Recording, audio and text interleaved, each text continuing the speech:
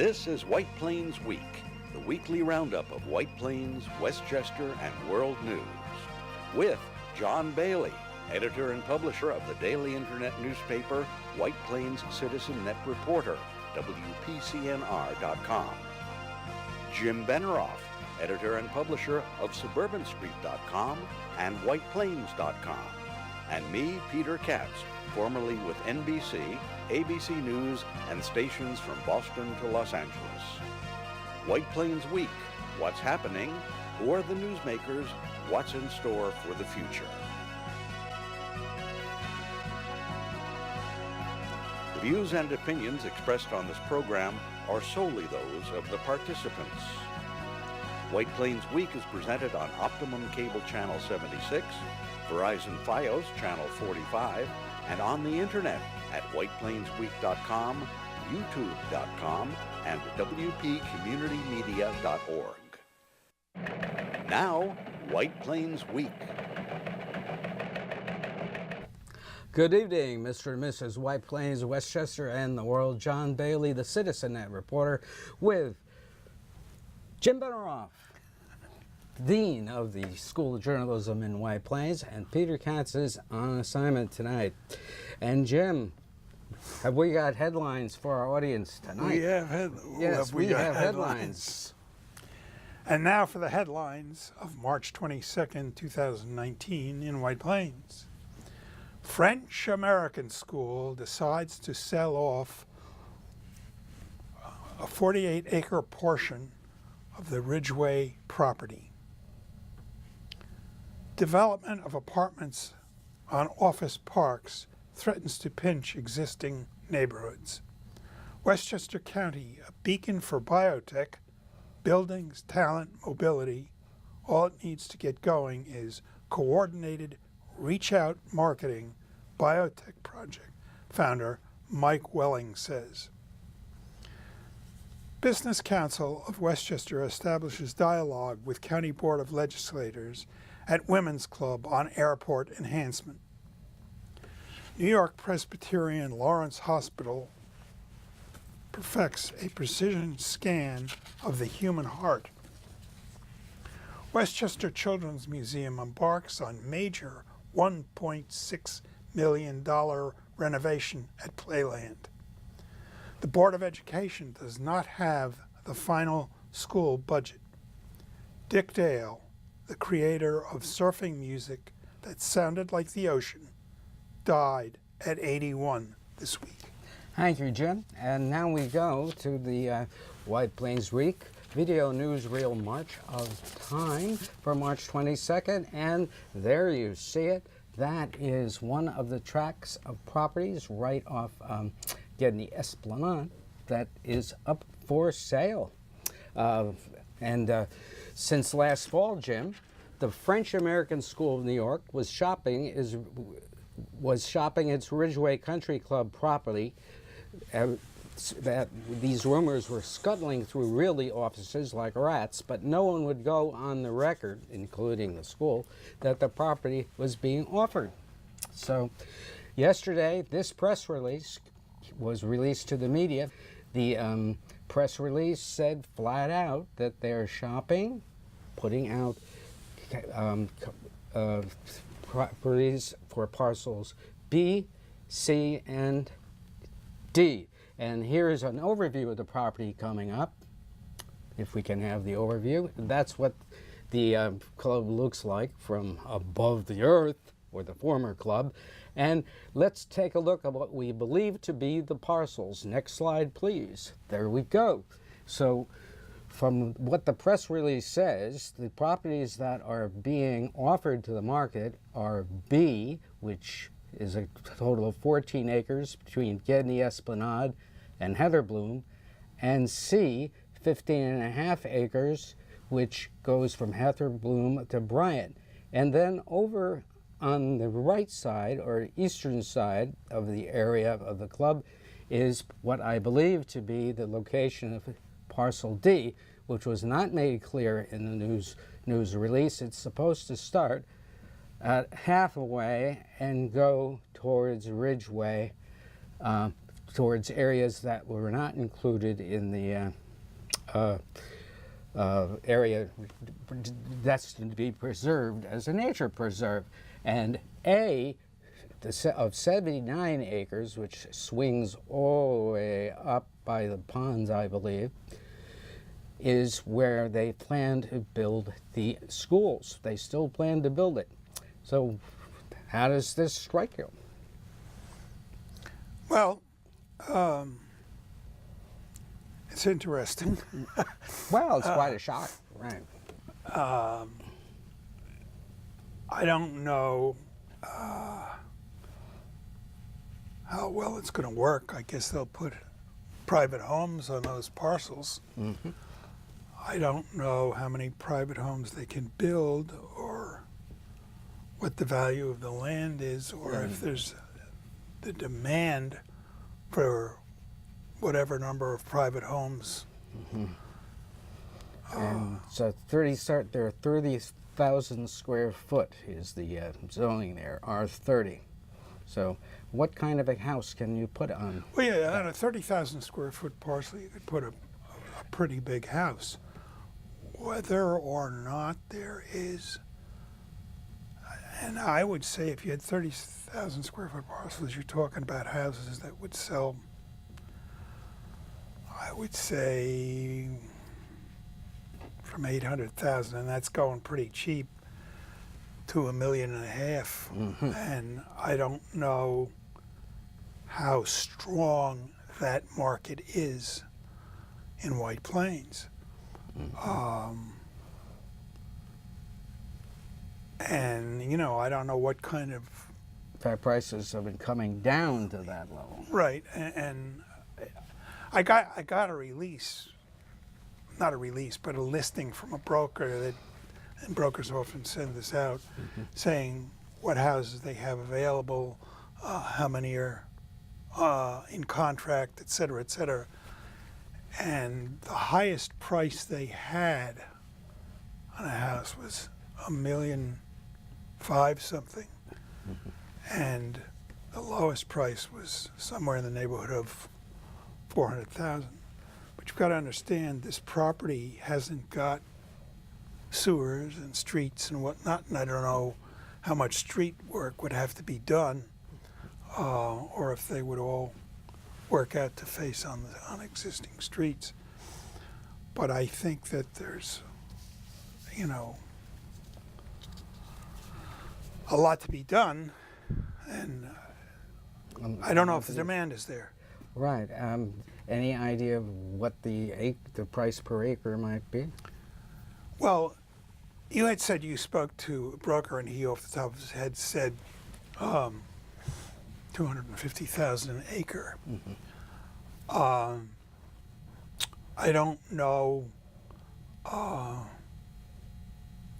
That sounds high to me, because by the time you finish putting in sewer and water and other utility facilities, running gas lines or electrical lines or whatever they do,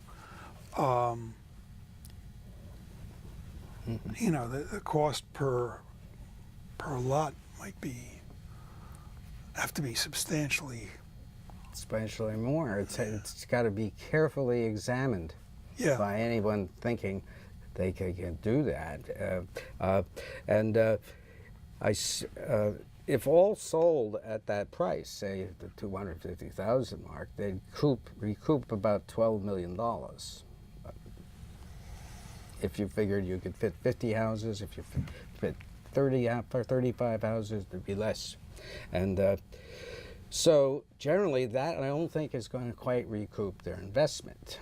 But that they've spent these last 9 years trying to get this project approved, this being the 9th year. But of course, Jim, there's always the possibility the city of White Plains could purchase the property back.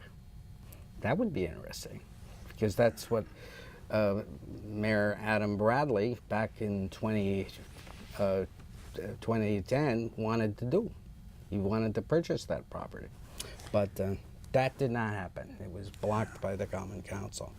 Now, John Sheehan, the president of the Gedney Association, estimated the 50 homes we built in the parcels. He told me the mayor and the Common Council has egg on their faces, because even though Councilwoman Nadine Hunt Robinson wondered aloud what FASNY would do with the property after they built out Parcel A, the city did not aggressively demand an explanation of future uses of parcels B, C, and D. The city was told by FASNY they would not build on those parcels for 15 years. Sheehan said the Gedney Association would closely watch to see that zoning requirements would be strictly followed and environmental concerns paid close attention to, because there's a lot of flooding over on that property. Yeah. Now, I don't remember exactly where I heard this, but at one point it was talked about if the whole of the Ridgeway property was developed residentially, they could approximately put 35 private homes on it. Now we're talking about 50 on only a portion of it. I don't know. I mean, maybe they have done this. Yeah. I would get somebody who's a specialist in subdivisions to go through this and really figure out and calculate what they could expect to get. Well, there's going to be a lot of calculation about this once somebody makes a bid that's accepted. And this is going to go on. It's going to go on, my friends. And Mr. Sheehan also noted it was up to the city to enforce the secret mandates that requires no segmentation of a property. And we'll see whether that results in fresh legal action of some sort. Who knows? More to come, a lot more. Now, the news is particularly linked, Jim, to the new city zoning for the White Plains side of Westchester Avenue, eastbound, which is slightly to the east of the Gedney neighborhood. And there we have slides showing that wider expanded of the area, if we can have that.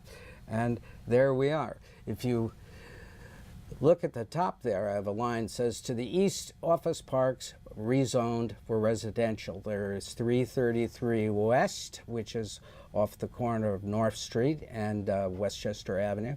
Then coming down, you've got the 701 complex and some more buildings just a little bit lower than that. And then, of course, 1133, which is starting a possible march of apartments. And I don't know, but you're going to take a close look at the traffic flow, you know, and how people get to and from those apartments into the city and out. Like, what do you think? Don't you think it's going to sort of require a lot of thinking about traffic and road capacities in that area if that progresses? But that's something that they have to watch as these apartments get proposed along Westchester Avenue. Now, as far as developments might go, there's another revolution about to bust out in Westchester, and that's biotech. On People to Be Heard last week, I interviewed Michael Welling, co-founder of the Westchester Biotech Project, and from the program, which you can see on www.wpcommunitymedia.org, I asked him how widespread biotech firms are in Westchester, how his new partnership with Europe's largest biotech community will fill that approach, and if Westchester has the research talent to furnish the person power biotech farms need. Let's listen. So I'm born and raised in Westchester, and although I've had a chance to live and work around the globe, raising my family here, and I think that I know a lot of people, but I am amazed how almost on a weekly basis I'm introduced to someone that I don't know, that I've never heard of, who is involved and is working in the biotech community and lives and works right here in Westchester. So while there are some big name firms, obviously Regeneron, Contrafect, Histogenetics, Sapiens Therapeutics, Caladrius Biosciences, and I could go on and on.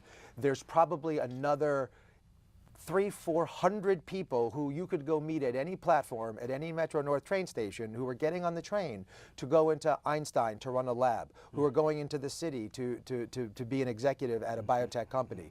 It is amazing the community that we have here, and the way that biotech business has evolved. We don't need all of these companies who are not in Westchester to relocate here to build our community. We could just have Westchester be another footprint in their global presence, and that's what I think the future is. Your group recently announced signing AYA Consulting and Sophia Antopoulos to form Westchester Biotech Project Europe. Yes. What does this mean for the immediate future? Well, this is really exciting, and There's the picture. yeah. So no, there's a ton of opportunity there. So my co-founder in the Westchester Biotech Project, Joanne Geer, she has a saying. She's not from Westchester, but she says that Westchester is a state of mind, and that people have an affinity and a connection here even when they're not here.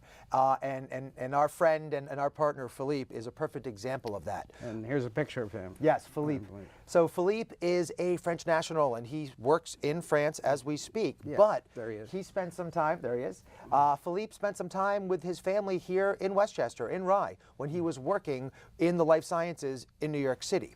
And Philippe now runs a division of Tefin Consulting over in Europe, and he is involved with the Sophia Antipoulos facility over there. And when Philippe read about the work that we were doing here, he reached out to us and said, I think there is an opportunity for my sort of community and cohort of folks and our community to come together and collaborate. And that was really the basis for this partnership. Yeah. Do you feel he could, how will they work together? Will it be an exchange of researchers, or? So I think, just guessing. Absolutely. So we have just announced the partnership and have started exploring.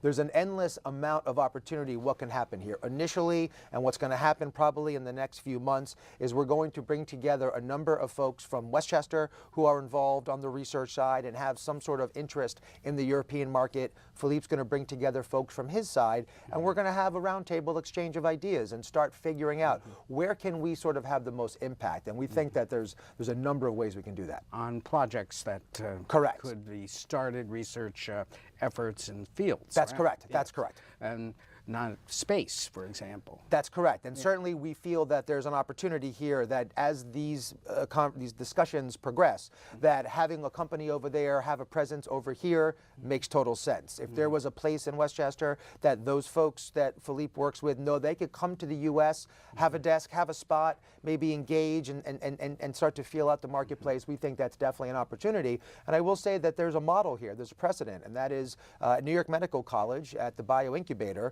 They've set up a similar model with a group over in Israel, and so they're already paving the way to bring people into Westchester from overseas, and we think we can duplicate that. Is there enough research talent in the county? I think you've already answered this partially. To meet the demand new biotech firms will need in scientists, researchers, if they locate here. I am amazed at the quality and the skill level of the scientific community here in Westchester. And I'm not just talking about chief science officers. I'm talking about the students that are coming out of our colleges and universities right here in Westchester with advanced science degrees, with skill sets that translate right into the laboratory. Where do they come from? So SUNY Purchase, Mercy, Westchester Community College. You have kids coming out of there with amazing science backgrounds. And I'm sure at Manhattanville, all of our schools have science kids coming out. And what's amazing to me, and we just met with the new dean of arts and sciences at SUNY Purchase, 60% of the kids that graduate SUNY Purchase graduate with a science degree. Wow. That's a Yes. stung fact. And it's the reaction that everyone when I tell that too. And so they, Well, everybody surprises me because I don't know too much about what I'm talking about most of the time, so it's an education for me too. But seriously then, do we rival Europe in talent? So it's a big question, and it's hard. Europe is a big answer, and if we're comparing the United States to Europe, of course, Well, right? like the France, which appears to be the leader in this sort of thing. Yeah. Right. So the answer is I don't want to say rival because I don't have enough quantitative. Perhaps that was a poor word Yes, choice. yes, yes. Are we competitive? Yes, that Do is we correct. offer That is a correct. high quality? Without question. Without question. And you know, many biotech companies and the support services in the biotech community, leaders of those companies, even if the companies aren't here in Westchester, their leadership lives here in Westchester. And we know that we can leverage their connection here to build a Westchester that is not designed to compete with New York City or Cambridge or France, but designed to put us on an even playing field to play our part. Well, there you go. A lot of action scheduled for biotech. Now, Mr. Willing hosts the Westchester Biotech Symposium this coming Wednesday, March 27th at Westchester Community College. So to contact him, go to www.westchesterbiotech.org and read all about it. He also notes Westchester County has been very supportive and hopes more creative outreach and networking can be stepped up to build biotech initiative faster. He feels that Westchester business has to put together one place that can house 50, 100 or more biotech firms. He notes too that biotech does not require a great deal of custom infrastructure in such a facility. Now, on another subject regarding development, the Business Council of Westchester hosted the Board of Legislators last night at the Women's Club of Westchester, and the objective was to create a dialogue with the board on the future of the airport, which currently is in a long holding pattern as the county thinks about it.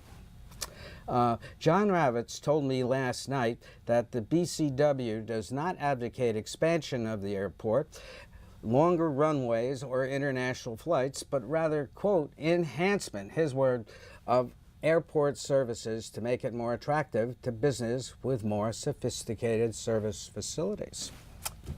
So, we'll see if we can give some That's more. quite a mouthful, actually. Yes, enhancement. Yeah, Everybody wants enhancement. A lot of things are going to change in the coming years in transportation. One of the things is how fast self-driving cars are going to come into being. Hopefully slowly. Which, you know, could really impact the change in traffic. And the other thing is how much high-speed rail service is going to be built, because if you have a certain amount of high-speed rail system, you're going to take some cars off the road. But it remains to be seen, and it's hard to predict exactly what's going to happen with traffic and transportation. We definitely have too much traffic all over the country now. Right, and we really have to worry about whether MTA can have the commuter well, capacity. the other thing is you get high-speed rail service. You're going to cut back on the amount of flights that are flying around. In other words, if we really had high-speed rail service from New York to Washington and from New York to Boston, do, but not high enough, right? Yeah. You're going to cut down the shuttle flying. Yeah. Tremendously. That would be nice. And in a revolutionary announcement, the New York Presbyterian Lawrence Hospital in Bronxville announced Dr. Albert Luca and his research team, that's Dr. Luca on the right, has used a gamma camera technique that has enabled the team to take clear pictures of the heart. This is very important because it enables them to identify a troublesome protein that causes a very serious heart disease that they haven't been able to locate before. And this is a tremendous breakthrough, and we hope to interview the doctor in future weeks to talk about this development. And now, County Executive Latimer and joined Westchester Children's Museum's Tracy Kay, the executive director of the museum, to announce a $1.6 million renovation of the rest of the bathhouse structure to ready it for exhibits That's Mr. K raising his hand on the right, and George Latimer, the county executive, on the left. The building is supposed to be ready by May of this year, with exhibits and attractions coming later and to be developed. Half the money is coming from museum families. The other half is coming from a matching grant from the New York Council on the Arts. Mr. K said the museum had been visited by 120,000 plus visitors since opening 3 years ago, 2016, which works out to about 109 persons a day, which is quite impressive numbers. And when they get a lot more in there, it may be an excellent attraction, but at least that is getting moving after 9 years of trying to get moving. Right. And this is really good. And since we are at the beach, let's go to find out about the king of surf.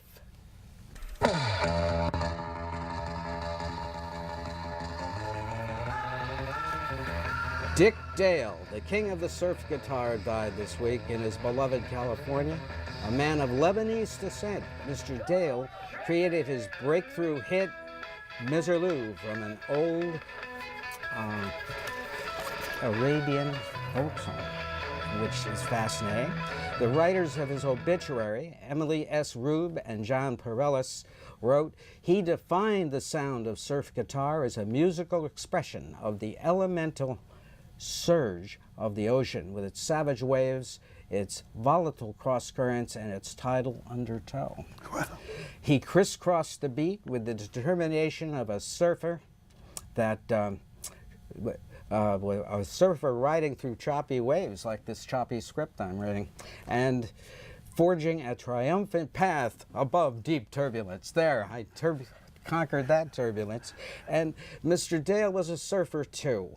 That's him on the album cover, riding the curl of a heavy. When you were a kid growing up on Long Island, his music made you want to go to Gilgo Beach and ride the tepid waves there, not like the ones in California. Mr. Dale played his last gig 2 weeks ago, and there he goes, hanging 10 forever. And, you know, his music really is the best surf music ever because it makes you want to move. You feel the sea and its rhythms. But anyway, one more. You have any more comments you want to make about the Fasney situation? This is going to be interesting. Yeah, it's going to be interesting. Yes, because, I think the neighborhood is going to fight this too. Yeah. But that's supposedly what they wanted. Yeah. Was homes. It's an interesting. Be careful what you wish for. Yeah, they ought to. There's got to be much more detail on this. Yes, I mean, not to provide a diagram of the actual parcels with its announcement was a mistake, but you know, it won't be the first mistake that is made. Well, I think there's really got to be a study of what the housing market's all about, between the amount of apartments and, you know, you're talking about 30 or 40 or 50 new private homes. That's a lot. Yeah, at least 100 more kids. And that's the demand there. Yeah, right. And this is John Bailey with Jim Benerofe and Peter Katz saying good night for White Plains Week. This has been White Plains Week, news and commentary about White Plains, Westchester, and the world. The views and opinions expressed on this program were solely those of the participants. White Plains Week, produced by White Plains Citizen Net Reporter, and presented on Optimum Cable Channel 76 and Verizon Fios Channel 45.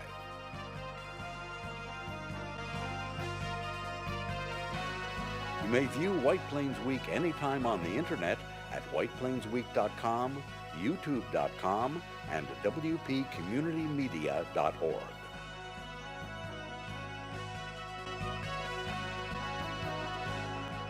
For White Plains Week, this is Peter Katz speaking.